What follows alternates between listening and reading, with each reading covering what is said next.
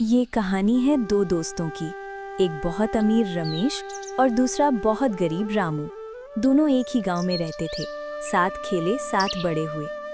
पर किस्मत ने दोनों को अलग रास्तों पर पहुंचा दिया। रमेश, आज फिर स्कूल पैदल जाएगा क्या?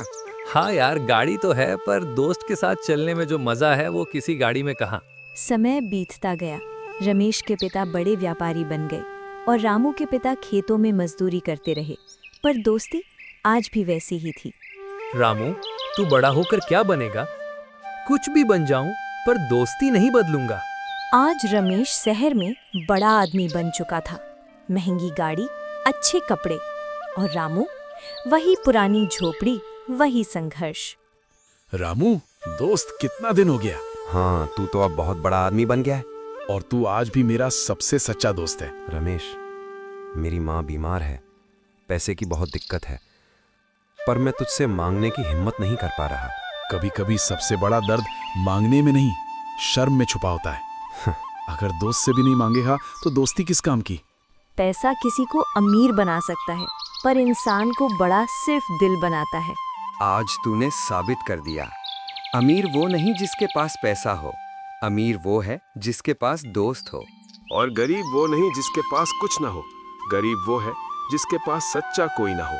सच्ची दोस्ती हालात नहीं देखती, सिर्फ दिल देखती है।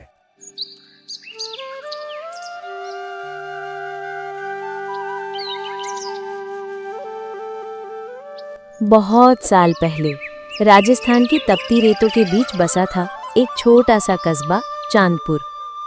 वहीं रहते थे दो लड़के, अनिरुद्ध और फैजल।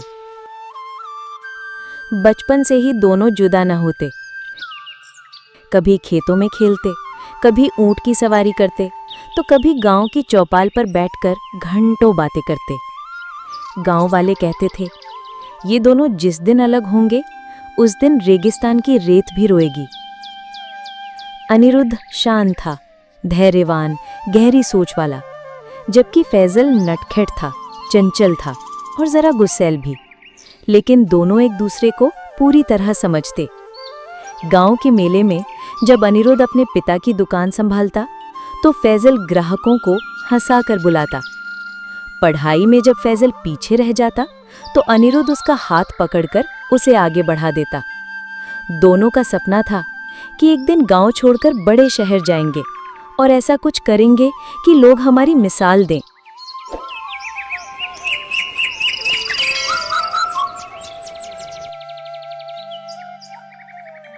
कुछ साल बीते, दोनों जवान हुए। सपनों की प्यास और भी गहरी हो गई। एक दिन फैजल बोला, अनिरुद्ध, गांव की ये सीमित जिंदगी हमें कहाँ ले जाएगी? चलो शहर चलते हैं। अनिरुद्ध मुस्कुराया। हाँ, पर याद रखना, सफर आसान नहीं होगा। रेगिस्तान की रेत से होकर गुजरना होगा। दोनों ने एक दूसरे का हाथ थामा और कस्बा छोड़ दिया। तपते रेगिस्तान में चलते हुए सूरज की धूप, प्यास और थकान सब झेलते रहे।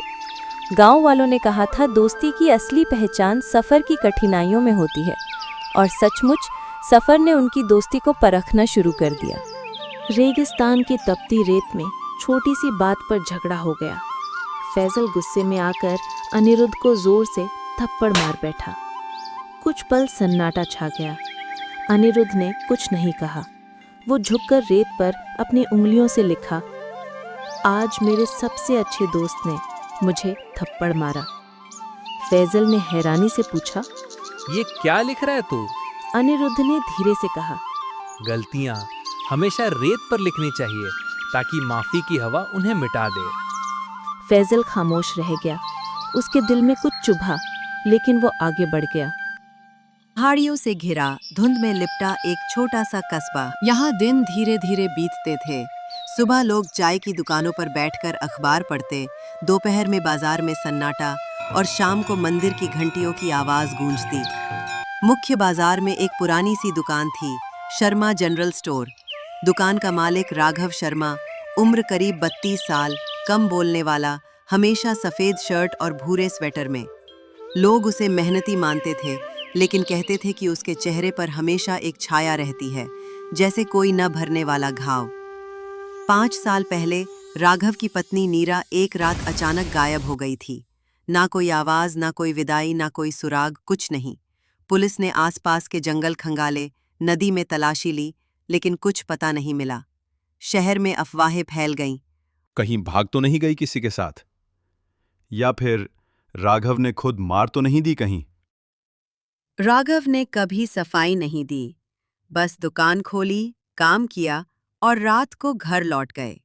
एक सर्द शाम, जब कोहरा ज्यादा था, राघव दुकान बंद करने ही वाले थे कि दरवाजे पर एक छोटी सी लड़की खड़ी थी, करीब 8 साल की, नीली फ्रॉक में, हाथ में पुराना टेडी बियर।